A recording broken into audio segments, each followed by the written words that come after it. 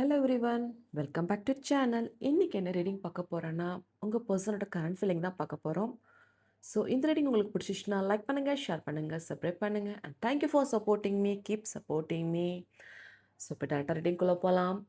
So உங்கள் person உங்களை பற்றி என்ன நினச்சிட்ருக்காங்க, இதை நான் பையெல்லாம் வைக்கல. ஸோ டேரக்டாக ரீடிங்குள்ளே போகலாம். ஸோ என்னை சப்போர்ட் பண்ணுறவங்க லைக் பண்ணி கொஞ்சம் ஹைப் பண்ணி விடுங்க. ஸோ என்னோடய சேனல் இம்ப்ரூவ் ஆகிறதுக்கு கொஞ்சம் ஹெல்ப்ஃபுல்லாக இருக்கும். ஸோ டேரக்டாக ரீடிங்குள்ளே போகலாம்.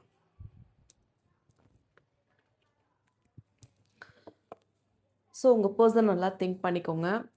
உங்களோட இஷ்ட தெய்வத்தை நினச்சி அவங்க இப்போ என்ன நினச்சிட்ருக்காங்க கரண்டாக அப்படின்றத பார்க்க போகிறோம்.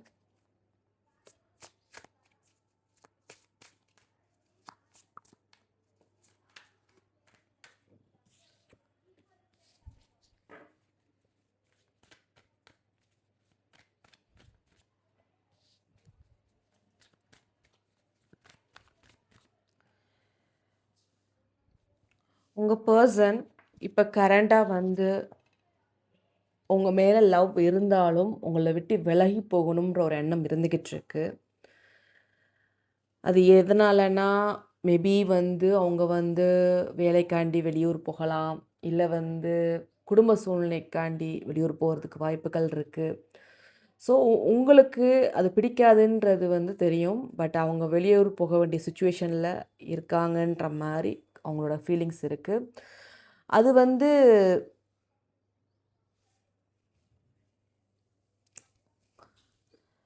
இப்போ வந்து தற்சமயம் இப்படி நடக்குது. இப்போ கரண்ட் ஃபீலிங்கில் இருக்காங்க. பட் லவ்வெல்லாம் வந்து டீப்பாக வச்சுருக்காங்க அவங்க மேலே. பட் என்னென்னா அவங்க குடும்ப சூழ்நிலைகள் ஏதோ ஒரு காரணத்துக்காண்டி உங்களை விட்டு விலகணும் அப்படின்ற ஒரு எண்ணம் உங்கள் பர்சன்ட் இருந்துக்கிட்டு இருக்கு. ஸோ ஃப்ரெஷ்ஷாக ஸ்டார்ட் பண்ணணும் அப்படின்ற ஒரு எண்ணமும் இருந்துக்கிட்டு இருக்கு. ஸோ 2 மனசாக இருக்காங்க. குடும்பமா, லவ்வா அப்படின்ற ஒரு எண்ணம் இருந்துக்கிட்டே இருக்குது உங்கள் பர்சன்ட்ட. பட் அவங்கள்ட்ட லவ் இருக்குது. அவங்க இப்போ உங்கள்கிட்ட நீங்கள் பேசாமலே இருந்தாலும் அவங்கள்ட்ட டெஃபினட்டாக லவ் இருக்குது அப்படின்ற ஒரு மனநிலை தான் இருக்காங்க உங்கள் பர்சன்.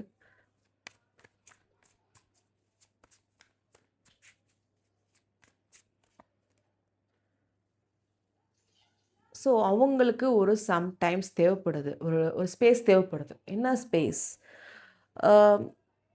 அவங்க ஒரு சில விஷயம் உங்களை விட்டு இப்போ நீங்கள் அவங்க வெளியூரே போகிறாங்க, விலகி போகிறாங்க அப்படின்ற ஒரு எண்ணம் இருந்தாலும் அவங்களுக்கு அதுலேருந்து வெளியே வர்றதுக்கு மீன்ஸ் அந்த வெளியூர் போகக்கூடாது அப்படின்ற ஒரு எண்ணம் அவங்களுக்குள்ளே இருக்கிறதுனால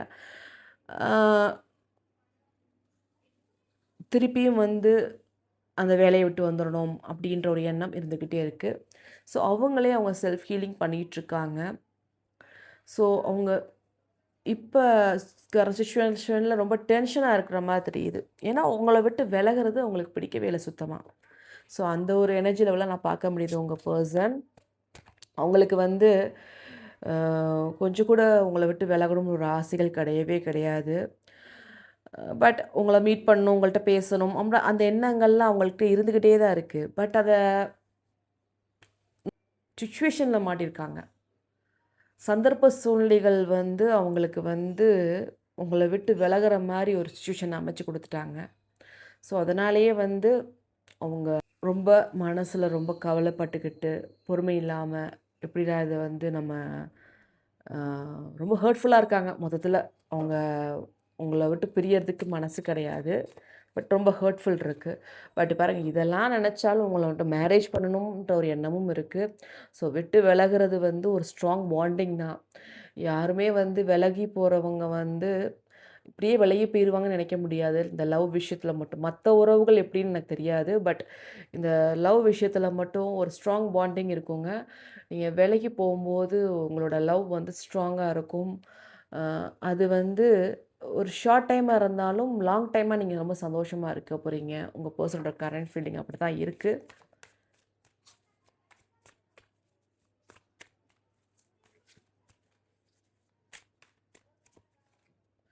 ஸோ உங்கள் பர்சன் வந்து உங்களுக்கு வந்து சாரி சொல்லணும்னு விருப்பப்படுறாங்க. என்ன மாதிரினா உங்களுக்கு பிடிக்கல, நீங்கள் அவங்கள விட்டு விலகி போகிறது. பட் அதை வந்து பிடிக்கல, செஞ்சுட்டோம் அப்படின்றது வந்து அவங்க மனசில் அதிகமாகவே இருக்குது. அதனால் சாரி சொல்லணுன்ற விருப்பம் உங்கள் பர்சன்ட்ட இருந்துக்கிட்டு இருக்கு.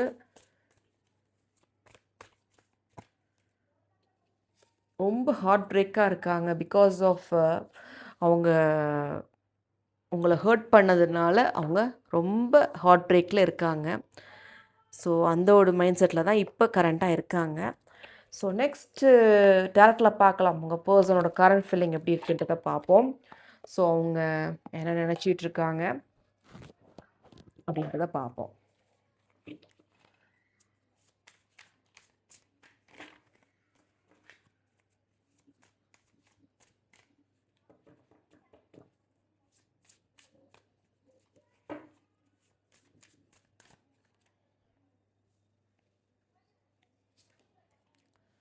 உங்கள் பர்சன் வந்து உங்கள்கிட்ட வந்து தேடி வந்து பேசணும் அப்படின்ற ஒரு எண்ணம் இருந்துக்கிட்டு இருக்கு இப்போ கரண்டாக.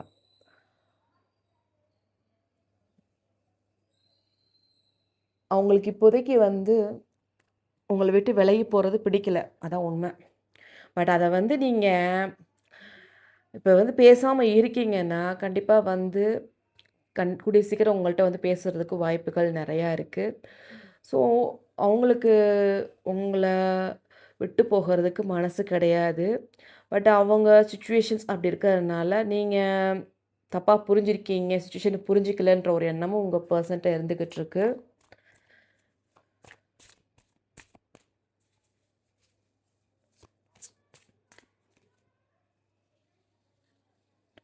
ஸோ லவ்வர் கார்டு வந்திருக்கு. ஸோ சொல்லவே வேணாம். உங்கள் பர்சனோட ஃபீலிங் எப்படி இருக்குன்னா கண்டிப்பாக ஒரு பியூர் லவ் சோல் கனெக்ஷன் மாதிரி தான் உங்கள் பர்சனுக்கும் உங்களுக்கும் இருக்குது. பட் பார்த்தீங்கன்னா இப்போ இந்த ஒரு ஃபைனான்ஸ் ரீதியாக ஒரு சில பிரச்சனைனால அவங்க மாட்டிக்கிட்டு இருக்காங்க. உங்களை விட்டு விலகி போகணுன்ற ஒரு சுச்சுவேஷனில் இருக்கிற மாதிரியே தெரியுது உங்கள் பர்சன். பட் அவங்களுக்கு எந்த ஒரு இப்படி தான் பிரிஞ்சு போகணுன்ற எண்ணம் கிடையாது. லவ் எல்லாம் ட்ரூவாக தான் இருக்குது. பியூர் லவ் சோல் கனெக்ஷன்னா. பட் அவங்களுக்கு வந்து சுச்சுவேஷன்னால் அவங்க மாட்டிக்கிட்டாங்க. அந்த தான் அதோட ஃபீலிங் அவங்களுக்கு அதிகமாகவே இருக்குது. So justice okay. இந்த பிரச்சனைகள் வந்து முடிவாகுமா அப்படின்னு நீங்கள் கேட்டிங்கன்னா உங்கள் பர்சனுக்கும் உங்களுக்கும் கண்டிப்பாக முடிவாகும். அவங்க நீங்களும் சரி 2 பேரும் சேர்ந்து ஒன்று சேர்றதுக்கு வாய்ப்புகள் நிறையா இருக்குது. இப்போ இந்த சிச்சுவேஷனில் இப்போ ஷார்ட் டைமில் இப்போ பிரச்சனை நடந்துக்கிட்டு இருக்கு. இது லாங் டைம் கிடையாது. ஸோ அவங்களுக்கு எப்பயுமே உங்களை நோக்கி வரணும்னா எண்ணம் இருந்துக்கிட்டு இருக்கு. இப்போ கரண்டாக வருவாங்க. கூடிய சீக்கிரம் வரக்கூடிய சுச்சுவேஷன்ஸ் நிறையா அமைச்சு கொடுக்கும் இந்த பிரபஞ்சம்.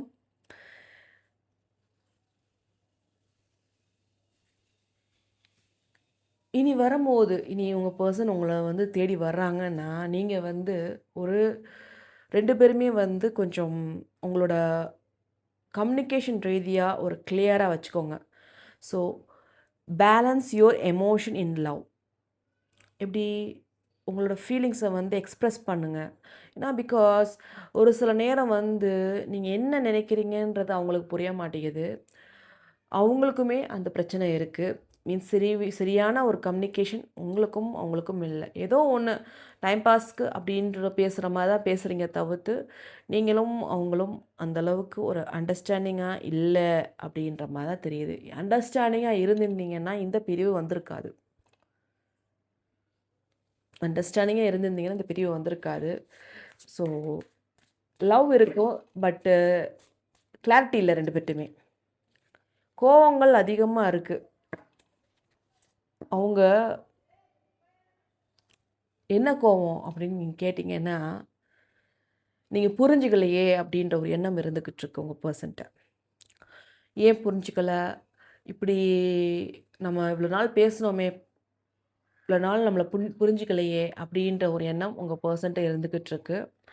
கொஞ்சம் ஃபோக்கஸாகவே இருக்காங்க. என்னென்னா நீங்கள் புரிஞ்சிக்கல அப்படின்ற ஒரு எண்ணம் இருந்துக்கிட்டு இருக்கு.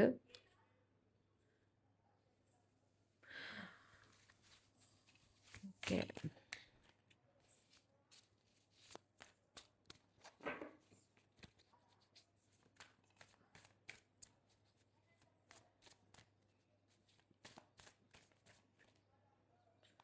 ஸோ உங்கள் பர்சன் வந்து இப்போ வந்து பயங்கர ஸ்ட்ரெஸ்ஸாக இருக்காங்கங்க.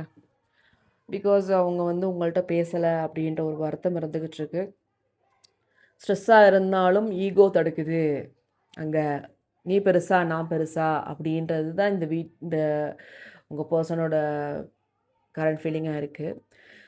பேசலை அப்படின்ற போது ரொம்ப நீங்கள் பேசணும், ஏன் நம்ம ஃபோன் அடிக்கணும், அவங்க ஃபோன் அடித்தா என்ன அப்படின்ற ஒரு எண்ணம் உங்கள் பர்சன்ட்ட இருந்துக்கிட்டு இருக்கு.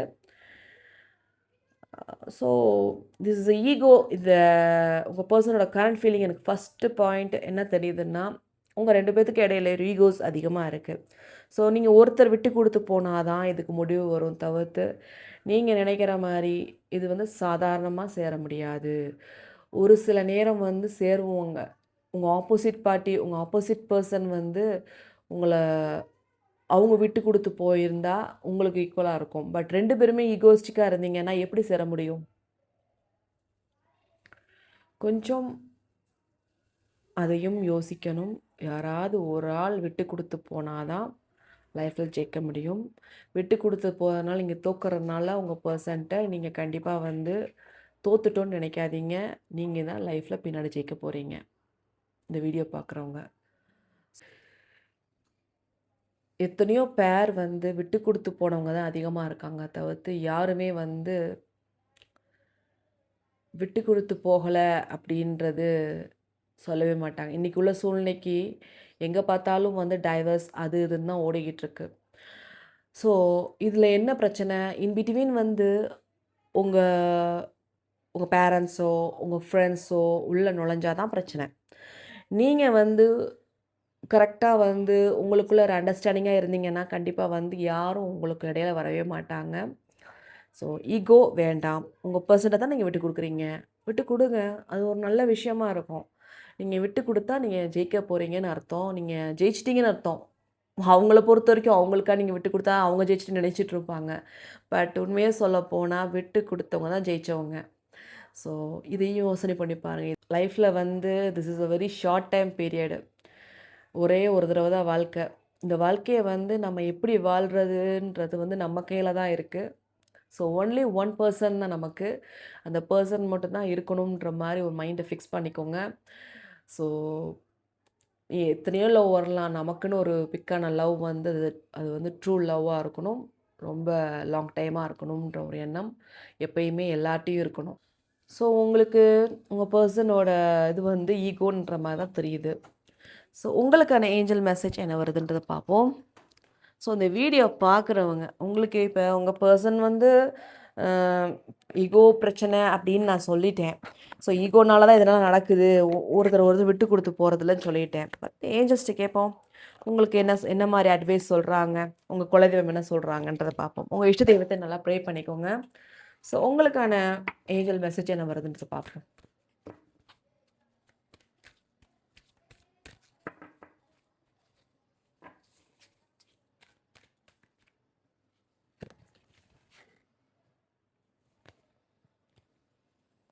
Don't stop. நீங்கள் இப்போ உங்கள் பர்சன்ட்டு நீங்கள் பேசணும்னு விருப்பப்பட்டுட்ருக்கீங்க. ஏதாவது ட்ரை பண்ணிகிட்ருக்கீங்க உங்கள் பர்சனோட சேரணும். அது வந்து ஸ்டாப் பண்ணாதீங்க. வித்தின் நெக்ஸ்ட்டு ஃபியூ வீக்ஸில் உங்கள் பர்சனோட நீங்கள் ஒன்று சேர்றதுக்கு வாய்ப்புகள் நிறையா இருக்குது. ஸோ பழைய விஷயத்த கொஞ்சம் மறந்து மன்னிச்சு விட்டுருங்க. ஏன்னா வந்து life is very short. Okay, பழைய விஷயத்த உங்கள் பர்சன்ட்ட அது இதுன்னு சொல்லி பேசி பிரச்சனையாகிறத விட கொஞ்சம் பொறுமையாக போகிறது ரொம்ப நன்மை. ஸோ அவங்களே பேச வந்தாலும் வேணாம், ஸ்டாப் திஸ் டாபிக்னு சொல்லிடுங்க. ஸோ அதான் உங்கள் வாழ்க்கைக்கு ரொம்ப நல்லாயிருக்கும். ஸோ இந்த ரீடிங் உங்களுக்கு பிடிச்சிச்சுன்னா லைக் பண்ணுங்கள், ஷேர் பண்ணுங்கள், சப்ஸ்கிரைப் பண்ணுங்கள். And thank you for supporting me. Keep supporting me. Bye bye. Take care.